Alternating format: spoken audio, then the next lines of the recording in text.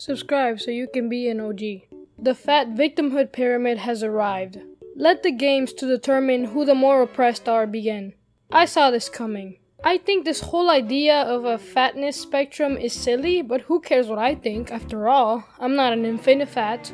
Speaking of infinifat, let's look at this Instagram story that I found on Reddit. That's it. Get off my effing page if you are fat phobic. That's the whole post. Quick tip, fat is not a bad word. Always ask how others like to identify. Use infinifat instead of obese.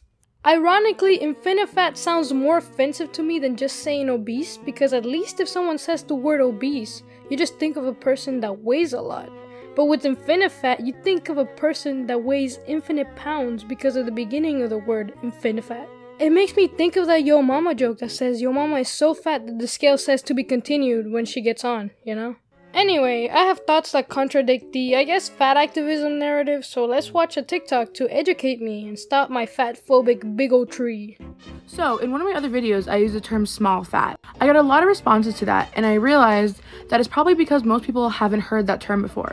So, as we all know, fatness exists on a spectrum. So, fat people have created terminology that will help explain the different parts of the spectrum a little bit better. This is a little easy chart made by fatlip.ash on Instagram. A small fat is a 1 to 2x, or lower than an 18, basically. So a small fat is a 1 to 2x typically, and they're an 18 or lower, usually between a 14 and an 18. And because these people are the smallest, they're typically the more acceptable type of fat. The more acceptable type of fat. Listen to how these categories create a hierarchy between fat people. Suddenly, if you're a smaller fat person, or a small fat as this graphic says, you're labeled as more accepted by society, which in turn will make larger fat people who are a part of this movement resent you. Or they will tell you that you're not big enough to speak on certain fat issues, such as decreasing the gravity constant, so that fat people would weigh less in the world of physics. That was a joke. They're also usually the ones at the forefront of the body positivity or fat liberation movement, because the smaller you are, the more privilege you have over the people who are larger than you. Then it goes mid-fat, which is a 2 to 3x, which is usually the highest sizes that most mainstream brands carry in a plus size. I think it's very ironic how, from the perspective of people who think like this, being a small fat gives you more privileges in society, yet within their circle you technically have less privileges. I say this because if you think about it, not being as big